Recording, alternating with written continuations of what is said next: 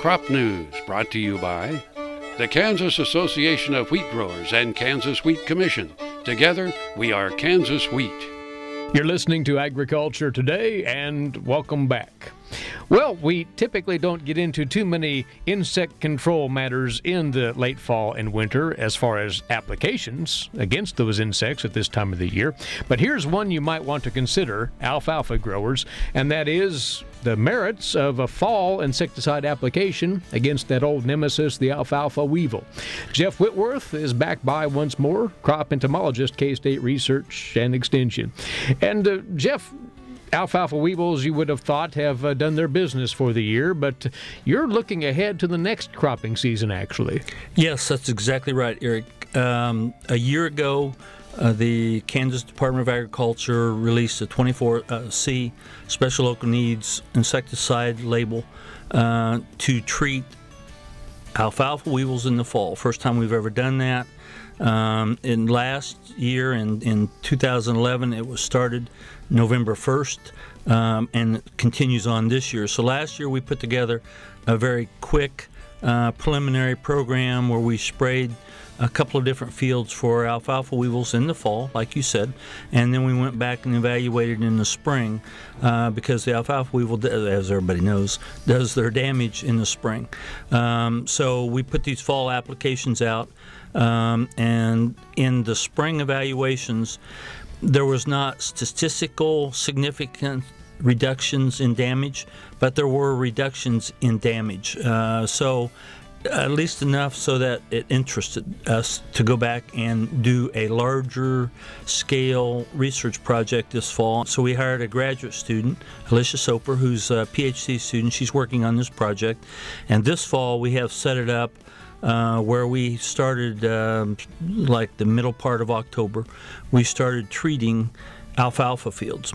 Now the problem with fall applications, and the reason we don't recommend it yet, is because well, there's several problems, but number one, how do you know when to treat in the fall? The alfalfa weevil population will be at its lowest point in the fall because only those that survived the spring and that survived the summer are going to move back into these fields. So ideally, that's the best time to treat. But how do you know when to treat? You don't know when they're going to move back. Every year is different. And are you testing various alternatives there then? Yes. So what we started doing this year is we started sampling alfalfa fields the first part of September. So when we found the first adult weevils move back into these fields, that's when we scheduled the first treatment application. And that's what we're going to do for the next 3 years, trying to determine if we can correlate that with temperature or with day length or something, so we can give growers an idea. So, well, if you're going to treat in the fall, this is when you need to start treating. Crop News brought to you by Kansas Soybean Commission. The Soybean Checkoff. Progress powered by Kansas farmers.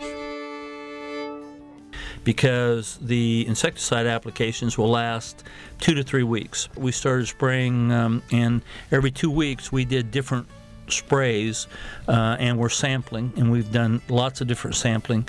Sweep net sampling, we've taken square footage samples of taking all the leaf litter, because when it's cool or damp, the weevils, whether they're larvae or adults, will be down in the leaf litter on the ground level, in the soil level, where they're fairly protected. So we've done all kinds of different sampling. So I think it's a very interesting program. Like I said, we've sprayed 4 different times, 2 weeks apart. Started the first part of October. We're sampling. We'll have some data probably by January or February to see how this goes. And then we'll go back to these same areas. We got them permanently marked. We'll go back to these same areas in the spring to see the results or the effect of the fall application on the spring population of alfalfa weevils. Hopefully, eventually, we can correlate when to treat in the fall if you're wanting to treat in the fall. The thing that does, you know, in the spring, the alfalfa weevil, their period of feeding is very compressed. You have anywhere from 4 to 8 weeks where if you don't treat, they will just decimate alfalfa fields. And a lot of times we have weather situations come in where the applicators cannot get into the field. So sometimes they get backed up and they go ahead and spray anyway. And they've lost a lot of foliage, a lot of defoliation has occurred. I mean, there's just lots of different reasons why, if we can treat in the fall, and it does give reasonable control in the spring, what I'm looking at is maybe some recommendations where we can at least maybe have more accurate predictions as to when to treat in the spring, or maybe we can eliminate one treatment instead of spraying 2 or 3 times. Maybe you only spray once in the spring, whereas you know, if you sprayed once in the fall, or maybe we can back up you know, the spray from having to go the first part of March. You know, maybe you can wait until the first part of April, and that gives that plant a little more chance to put on some foliage, therefore it can withstand a little more feeding damage by alfalfa weevils. There's a whole lot of questions out there that we're hoping to answer, and like I said, I think it would really help the growers because the alfalfa weevil feeding damage is compressed into a very short period of time, and 100% of the fields in Kansas are needing treating at the same time. So if we can maybe spread that out, do some of them in the fall, some of them in the spring, it would take some of the pressure off the applicators, take some of the pressure off the fields, you know, the alfalfa fields. I just think it's something that we need to do, and hopefully at the end of 2 to 3 years we can have some good, viable recommendations. Although, Jeff, you are researching the various intricacies of this approach, has this at all been employed out in the country yet, fall applications against alfalfa weevil? Yes, as I said, in November 1st, 2011, last year, it was became legal for fall applications for 2 different products, Stallion and Cobalt, and there have been several producers that I've talked to or have called me, have actually engaged in this application for this fall.